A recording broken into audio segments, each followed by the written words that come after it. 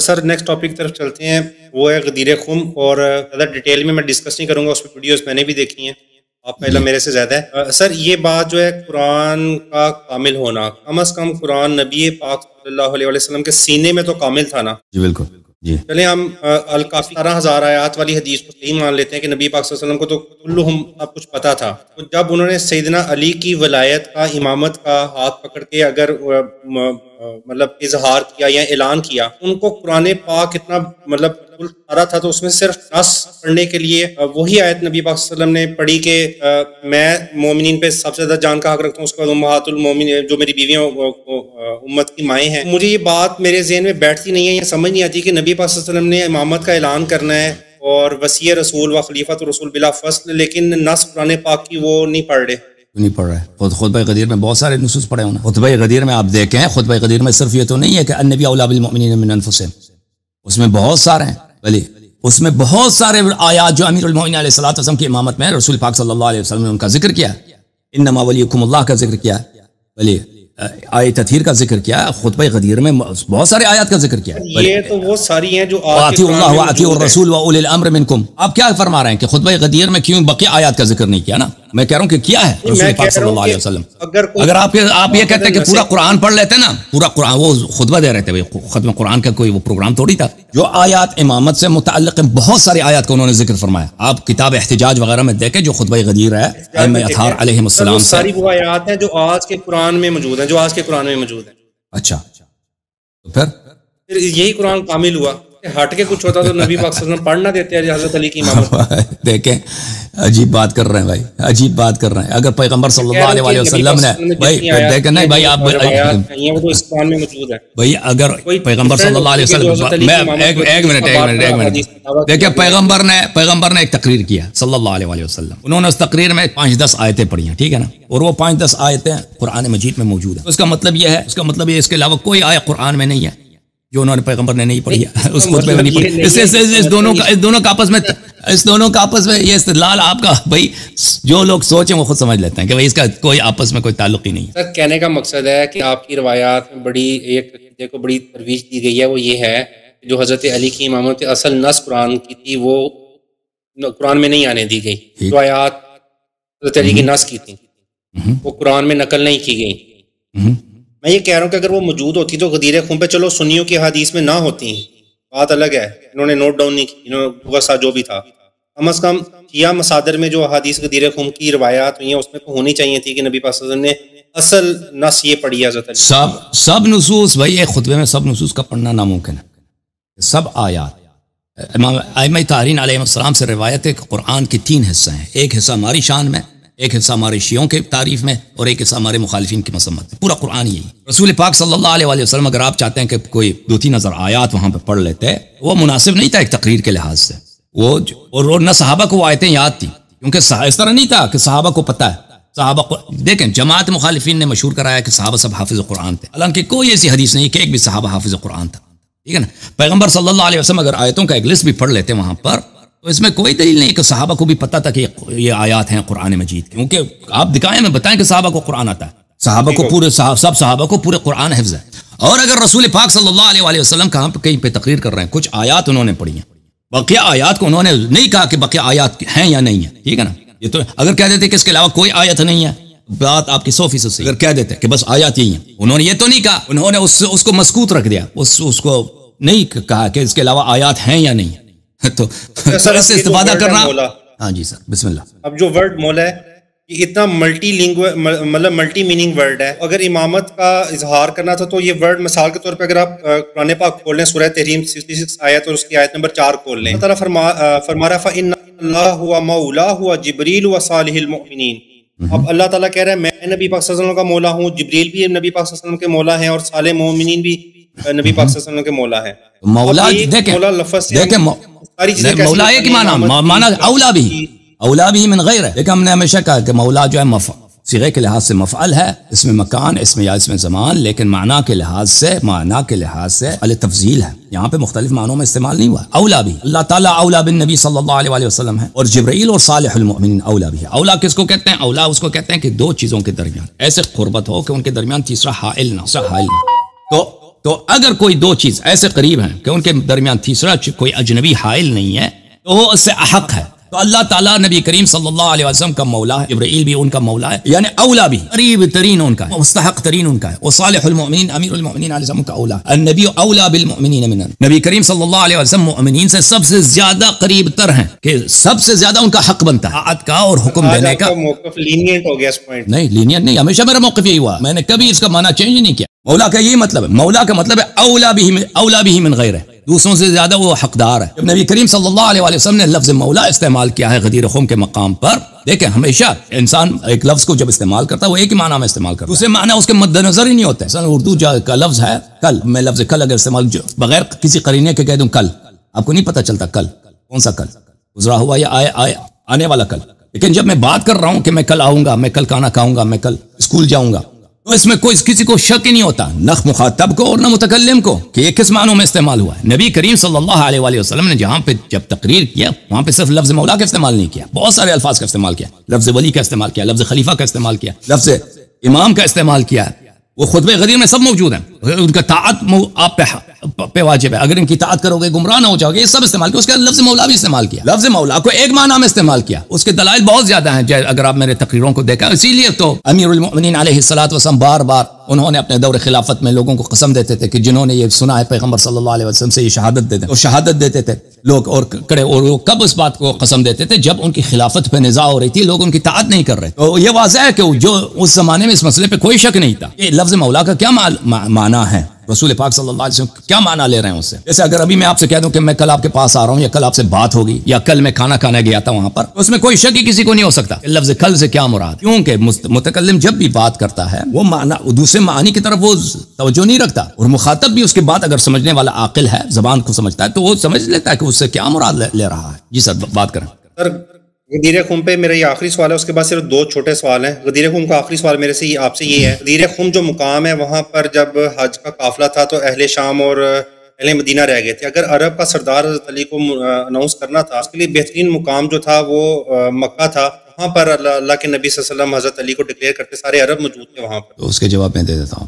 دیکھیں عرفہ کے مقام پر رسول پاک صلی اللہ علیہ وسلم نے امامت کا اعلان فرمایا ہے, اور ہماری کتب میں تو اس کی بڑی تفصیل ہے, خالفین کے کتب بھی موجود ہے. ملاحظہ فرمائیے, یہ کتاب ہے سنن الترمذی, یہاں دار الفکر کی چھپی ہے, یہاں پہ باب مناقب اہل بیت النبی صلی اللہ علیہ وآلہ وسلم, صفحہ نمبر 1078 میں. رأیت رسول اللہ صلی اللہ علیہ وآلہ وسلم فی حجتی یوم عرفہ, میں نے رسول پاک صلی اللہ علیہ وآلہ وسلم کو عرفہ میں دیکھا, وہ علی ناقته القصوہ, وہ اپنے اونٹنی جس کا نام قصوہ تھا اس پہ خطبہ دے رہے. اونٹنی پہ اس وقت خطبہ دیا جاتا ہے کہ مجمع بہت بڑا, کیونکہ اونٹ بہت اونچا ہے, ویسے ممبر بن جاتا ہے کہ دور دور سے لوگوں کو نظر آتا ہے. تو عرفہ سب حاجی بھی وہیں پہ جمع. یا ایھا الناس انی قد ترکت فیکم من ان اخذتم به لن تضلوا کتاب اللہ وعترۃ اہل بیت, اے لوگوں میں تمہارے درمیان چھوڑ کے جا رہا ہوں, اگر اس کی اتباع کرو کہ کبھی گمراہ نہ ہو جاؤ گے. وہ کون ہے؟ کتاب اللہ وعترۃ اہل بیت. اور سب لوگوں کو پتہ ہے کہ اہل بیت میں امامت کا مدعی صرف امیر المؤمنین علیہ السلام تھے, باقی نہیں تھے. آپ کہتے ہیں ازواج بھی شامل ہے نا, ازواج میں سے کوئی نہ عائشہ نہ حفصہ, کوئی بھی سودا, وہ کوئی کسی کے خیال میں بھی نہیں کہ خلیفہ بن جائے. اور امام حسین امام حسین اعظم ویسے بھی چھوٹے تھے, انہوں نے کبھی اپنے والد کے مقابلے میں اپنے آپ کو کینڈیڈیٹ نہیں کیا کہ ہمیں خلافت ہمیں چاہیے. اور حضرت زہرا سلام اللہ علیہ نے تو کبھی ادعا ہی نہیں کیا کہ میں آپ کا امام ہوں. اس حدیث پہ تحکیم ضعیف نہیں لگی ہوئی؟ نہیں, یہ حدیث متواتر ہے. یہ حدیث نہ صرف دیکھیں, یہ حدیث نہ صرف صحیح ہے بلکہ یہ حدیث خود کہتا ہے حسن ہے, خود ترمذی کہہ رہا ہے حسن ہے, خود ترمذی آپ کا امام کہہ رہا ہے حسن ہے. اور نہ صرف یہ صحیح ہے, نہیں ترمذی کا حسن ہی ہوتا ہے, بلکہ اس کے حسن صحیح کے اقسام میں سے ہوتا ہے. اور آپ کی خدمت میں عرض کروں, اس کے ایک سند نہیں ہے, اس کے بہت سارے اسانید ہیں. اگر آپ کو چاہیے تو میں آپ کو اس کے وہ اسانید, میں ایک دفعہ میں نے تقریر کیا تھا, اس سائیڈ والے سے میرے پاس صحیح سند کے ساتھ کوئی نہیں. ہاں صحیح سند کے ساتھ نہیں ہے, میں آپ کو میں بھی دکھا دیتا ہوں. نہیں اہل سنہ کی طرف آپ کے کتب سے آپ نہیں, میں شیعہ مذہب اسٹڈی کرنا چاہ رہا ہوں, نہیں تو بچپن سے پڑھ کے بڑے ہو گئے ہیں. میں آپ کو صحیح آپ کے علماء آپ سے چھپاتے ہیں, اور اس طرح اور میں آپ کے حدیث کی تاریخ بھی بتاؤں کہ آپ کے کتب کے حدیث کو کیسے لوگ جلاتے تھے, وہ پرانے زمانے کے جیسے اب کے علماء. آپ ابھی دیکھیں آپ پاکستان میں کتنے آپ کے مساجد وغیرہ میں آپ نے بہت سنا ہوگا, انی تارک فیکم ما ان اخذتم به لن تضلوا کتاب اللہ و سنتی. آپ نے سنا ہے نا کتاب اللہ و سنتی, بار بار ہر ہفتے کو سنتے ہیں جمعہ کی نماز میں, کتاب اللہ اہل بیتی، یہ کب آپ نے سنا ہوگا؟ مساجد میں، بہت نادر، کو سناتے ہی نہیں اس حدیث کو، چھپاتے ہیں. تو یہ جو تعصب آج ہے نا، اس سے 1000 گنا پہلے زمانے میں زیادہ ہوتا تھا. لوگ چھپاتے تھے، نقل نہیں کرتے تھے، کتابوں کو جلاتے تھے، وہ محدثین کو قتل کرتے تھے اسی بات پہ. اب اس کی کہانی لمبی ہے. یہ کتاب ہے کتاب المعرفت والتاریخ، یعقوب ابن سفیان البصری. میں ایک ہی سند دکھا دیتا ہوں جو بالکل الحاظ سے صحیح ہے. یہاں پہ ملاحظہ فرمائیے. حدثنا یحییٰ نمبر 536، حدثنا جریر عن الحسن بن عبید اللہ عن ابی الضحى عن زید بن ارقم قال النبي صلی اللہ علیہ وآلہ انی تارک فیکم ما ان تمسکتم به لن تضلوا کتاب اللہ عز وجل وعترة اہل بیتی وانہما لن یفترقا حتى یرد علی الحوض. اب اس کی سند صحیح ہے یا نہیں ہے اس کو اب میری تقریر اسی موضوع پر ہے. اس کے بہت سارے اسانید ہیں، میں نے بہت سارے صحیح اسانید فی نفسی صحیح ہیں، ان کو دکھا دیا آپ کی خدمت. اچھا، اس کے علاوہ میرے محترم بھائی یہاں پہ ملاحظہ فرمائیے کہ عرفہ میں یہ صحیح مسلم ہے، صحیح مسلم، چاپ دار الفکر بیروت لبنان میں چھپی ہے. یہاں پر کتاب الامارہ میں حدیث نمبر 4598 میں رسول پاک صلی اللہ علیہ وسلم جابر ابن سمرہ سے روایت ہے کہ رسول پاک صلی اللہ علیہ وسلم نے فرمایا ان هذا الامر لا ينقضي حتى يمضي فيهم 12 خلیفہ. یہ بات ختم نہیں ہوگا. انہوں نے اس حدیث کو اتنا جنرلائز کیا، اسپیسیفسٹی اس میں سے نکال دیا کہ جیسے وہ بہت سارے جماعت مخالفین کو علماء کہتے ہیں اس حدیث کا کوئی فائدہ ہی نہیں. اچھا، یہ دین ختم نہیں ہوگا جب تک کہ 12 خلیفہ نہیں آئیں گے. ثم تکلم بکلام خفی علی فقلت لابی ما قال. رسول پاک صلی اللہ علیہ وسلم نے کچھ جملے کہے، میں نے سنا نہیں. میں نے والد صاحب سے پوچھا کہ کیا کہتے ہیں، انہوں نے کہا کلہم من قریش، یہ سب قریش میں سے. اچھا، آگے جا کے دیکھ اگلا حدیث. جابر بن سمرہ لا يزال امر الناس ماضيا ما وليهم 12 رجلا. لوگوں کا کام ٹھیک رہے گا جب تک کہ ان کے 12 لوگ ان کے پیشوا ہوں گے. ثم تکلم بکلمۃ خفیت علی، انہوں نے کلام کہا جو میں نے سنائی نہیں تھی. میں نے والد صاحب سے پوچھا کہ کیا کہا، انہوں نے کہا کہ رسول صلی اللہ علیہ وسلم فرماتے ہیں ایک سب قریش ہیں. پھر کہتے ہیں جابر ابن سمرہ میں رسول پاک صلی اللہ علیہ وسلم کو سن رہا تھا لا يزال هذا الدين عزيزا منيعا الى 12 خلیفہ.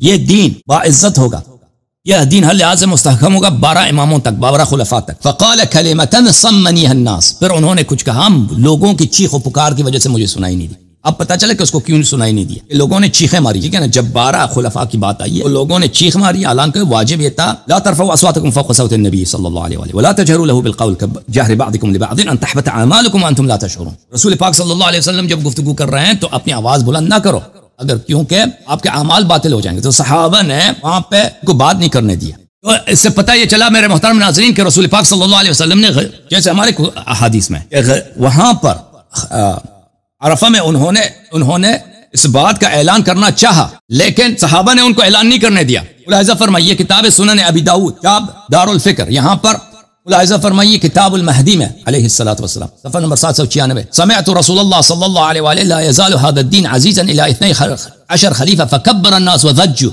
ثم قال كلمة خفيفة. پیغمبر صلی اللہ علیہ وسلم نے کہا کہ 12 خلفاء ہوں گے میرے بعد اور دین کی عزت انہی کے خلافت میں. لوگوں نے چیخ و پکار شروع کیا، مجھے سنائی نہیں دیا. میں نے کہا کہ کیا کہتے ہیں وہ، میرے والد صاحب نے کہا کہ وہ سب قریش میں سے. اچھا، تو پیغمبر صلی اللہ علیہ وآلہ یہ سب قریش میں سے، یہ کسی پرابلم کو حل نہیں کرتا. آپ کو پتہ ہے اگر خلافت کو اگر آپ نے تعین کرنا ہے نا، زیادہ ڈیٹیلز کی ضرورت ہے. تو یہ ڈیٹیلز کیا تھی کہ صحابہ نے بولنے نہیں دیا اور ان لوگوں نے نقل نہیں کیا، صرف اتنا نقل کیا کہ قریش میں سے. بنی عباس بھی قریش، بنی امیہ بھی قریش. پرانے زمانے میں جب بخاری مسلم وغیرہ لکھا گیا تھا نا، اس زمانے میں تو قریش کے مقابلے میں کوئی اور خلافت کا مدعی بھی نہیں تھا. تو بات یہ ہے تو لیکن جب غدیر خم میں رسول پاک صلی اللہ علیہ وسلم تشریف لائیں تو وہاں پہ اللہ کی جانب سے عصمت ہے. واللہ یعصمک من الناس ان اللہ لا یہدی القوم الکافرین یا الرسول بلغ ما انزل الیک من ربک وان لم تفعل فما بلغت رسالته واللہ یعصمک من الناس. اللہ تعالیٰ آپ کو بچائے گا. اور آپ کو پتہ ہونا چاہیے کہ اس زمانے میں پولیٹیکل لحاظ سے مدینہ سب سے اہم تھا. مکے کی کوئی اہمیت نہیں تھی، مکہ طلقاء کا شہر تھا اور بقیہ عرب میں جو قبائل رہتے تھے ان کی اتنی اہمیت نہیں تھی. سارا جو خلافت کے جتنے مدعی دار تھے، خلافت کو اگر مستحکم بھی ہونا تھا تو مدینے میں ہونا تھا، کہیں اور نہیں ہونا تھا. اگر مدینے کے لوگ حجت تمام ہوں اور وہ ساتھ دے دیں کسی کا تو اس کی خلافت بن جاتی ہے. باقی قبائل کے لوگ وہ ابھی مسلمان ہوئے، کوئی 6 مہینے پہلے، کوئی 3 مہینے پہلے، کوئی 1 سال پہلے، ان کی اتنی اہمیت نہیں. پھر بہت سارے لوگ تھے جو مکہ سے اور طائف سے اور وغیرہ قبائل سے، کیونکہ رسول پاک صلی اللہ علیہ وسلم نے اعلان کیا تھا کہ آج میرے آخری سال ہے اور اس کے ساتھ میں قریب دنیا سے چلا جاؤں گا. حجۃ الوداع میں انہوں نے اعلان کیا تھا. بہت سارے لوگ آئے تھے پیغمبر صلی اللہ علیہ وسلم کے ساتھ. مکے کے لوگ باہر آئے تھے، مدینہ چھوڑنے آئے تھے. طائف کے لوگ پیغمبر صلی اللہ علیہ وسلم کے ساتھ دے رہے تھے. اس طرح نہیں تھا کہ مکے میں لوگ زیادہ تھے اور راستے میں لوگ کم ہیں. جتنے اہم لوگ تھے وہ پیغمبر صلی اللہ علیہ وسلم کے ساتھ مدینہ واپس جا رہے تھے. وہ مدینہ کے مقامی تھے، مہاجرین انصار میں. خلافت بنانا انہی کا کام تھا. یعنی خلافت اگر وہ ساتھ دیں تو کوئی خلیفہ بن سکتا ہے، سیاسی لحاظ سے وہ اہم ہے، باقی قبائل کے لوگوں کی اہمیت نہیں ہے، لیکن وہ لوگ بھی ساتھ آ رہے تھے، قبائل کے لوگ بھی ساتھ آ رہے تھے، اس طرح نہیں تھے کہ پیغمبر جا رہے ہیں ہم اپنے گھر جا رہے ہیں ختم بات، بہت سارے لوگ تھے، ہزاروں کی تعداد میں، مکے والے، طائف کے لوگ، یہ لوگ پیغمبر صلی اللہ علیہ وسلم کے، وہ یمن کا راستہ تو ویسے ادھر ہی سے بن جاتا ہے غدیر کے سائڈ پہ، تو یہ سب لوگ ساتھ آئے تھے پیغمبر صلی اللہ علیہ وسلم کے ساتھ تاکہ ان کو مدینہ چھوڑ کے آئے. اور پرانے زمانے میں اس طرح نہیں ہوتا تھا کہ اگر کوئی عزیز سفر پہ جا رہا ہے تو اس کے ساتھ اب نہ جائیں. پرانے زمانے میں یہ ہوتا تھا, اب لوگ اس بات کا اتنا خیال نہیں رکھتے. کوئی شخص اگر سفر پہ جا رہا ہے, مثلا کوئی شخص حج پہ جا رہا ہے, تو لوگ اس کو 1 دن 2 دن تک ساتھ آتے تھے, 3 دن تک ساتھ آتے تھے اس کو چھوڑنے کے لیے. ہمارے احادیث میں کتنے روایات ہیں مسافر کے نماز قصر ہوتی ہے, اس طرح قصر ہوتی ہے. تو اس میں سے بہت سارے روایات ہیں کہ اگر کوئی شخص حج پہ جا رہا ہے, کوئی شخص تجارت پہ جا رہا ہے, کوئی ساتھی اس کو ایک دن کا راستہ تھا کہ یہ بیچارہ گھر سے نکل رہا ہے, اس کو ساتھ 1 دن کا راستہ, 2 دن راستہ, 3 دن کا راستہ ساتھ آتے تھے. پہلے بعض لوگ 1 ہفتے تک ساتھ آتے تھے اگر کوئی شخص معزز آدمی تھا. اب لوگ اس طرح کا خیال نہیں رکھتے, لیکن پرانے زمانے میں اس کی بہت وہ ایک رواج تھا لوگوں میں. ایک آدمی اگر سفر پہ جا رہا ہے, وہ کوئی بڑا آدمی ہے, تو اس کے ساتھ چلتے تھے 1-2 دن کا راستہ. اور یہ تو پیغمبر صلی اللہ علیہ وسلم ہے اور آخری دفعہ جا رہے ہیں, اس کے بعد ان کی وفات ہونی ہے, کیونکہ انہوں نے خود اعلان کیا. تو بہت سارے لوگ ساتھ آئے تھے, اور یہ کوئی اعتراض ہے ہی نہیں کہ پیغمبر نے کیوں ادھر نہیں کیا. یہ کوئی اعتراض نہیں ہے. پیغمبر نے اگر غدیر میں کیا ہے, عرفے میں نہیں کیا, تو اس کی بات ہے, یہ ہم نہیں مانتے. اس لیے یہ کوئی ہونے والی بات ہے. پیغمبر چاہے دن میں کرے اعلان, رات میں اعلان کریں, مکے میں کریں, مدینے میں کریں, راستے میں کریں, اس سے کوئی فرق نہیں پڑتا. بلکہ اس میں بہت سارے انہوں نے راستے میں گرمی کی حالت میں ان کو روکا ہے. دیکھا جائے گا نا کہ بالکل اس میں موٹیو یہی ہے کہ کیونکہ لوگ ان کی بات کو نہیں مانیں گے. اور امیر المؤمنین علیہ السلام سے حسادت ہے, اور بہت سارے لوگ ہیں جو اپنے آپ کے لیے خلافت اپنے آپ کے لیے چاہتے ہیں. تو ان لوگوں کو ایسی جگہ روکا جائے کہ یہ سننے پہ مجبور ہو جائیں. شدید گرمی کی حالت ہے, راستے میں ایک دفعہ ایک ایسی جگہ پہ ان کو سنسان جگہ پہ روک رہے ہیں. غدیر آپ نے شاید دیکھا نہیں, جوحفہ کتنا گرم ہے. جو لوگ حج پہ گئے وہ جانتے ہیں جوحفہ اتنی گرم ہے. اور وہ غدیر جو ہے نا, غدیر اس طرح نہیں ہے کہ وہاں ہمیشہ پانی ہوتا ہے. یہ جماعت عمرہ کے علماء کہتے ہیں وہ پانی کا مقام تھا, ہمیشہ وہاں پہ مسافر روکتے تھے. یہ جھوٹ ہے. وہ غدیر ادھر جب بارش ہوتی تھی پانی ہوتا تھا, ہمیشہ پانی نہیں ہوتا تھا ادھر. غدیر کا تالاب مطلب ہے وہ اس طرح تالاب نہیں ہے کہ سارا سال ادھر پانی ہوتا ہے. وہ جب سیلاب آتی ہے نا, کچھ عرصے کے لیے پانی ہوتا ہے, پھر پانی خشک ہو جاتا ہے. اور تاریخ میں کسی نے نہیں لکھا کہ اس وقت جب رسول پاک صلی اللہ علیہ وسلم وہاں رکے تھے وہاں پہ پانی بھی تھا.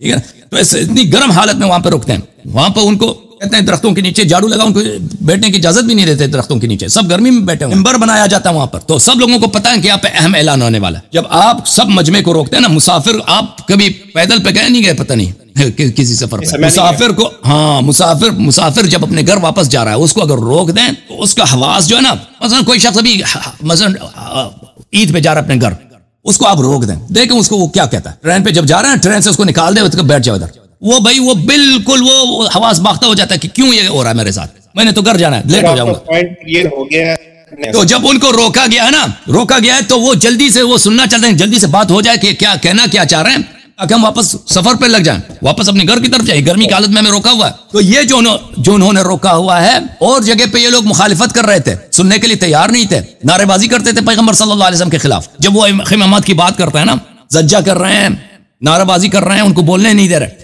تو ایسے مقام پر اللہ نے بھی وعدہ کیا کبھی یہ نہیں کر سکیں گے. یہ جو اس طرح کی آپ کی بات کو نعرہ بازی کے ذریعے اور شور کے ذریعے اس طرح کے آپ کو بات کرنے سے روک دیں, تو اللہ نے وعدہ کیا واللہ یعصمک من الناس. تو یہ بہترین مقام ہے, یہاں پہ اعلان کیا جائے. بسم اللہ.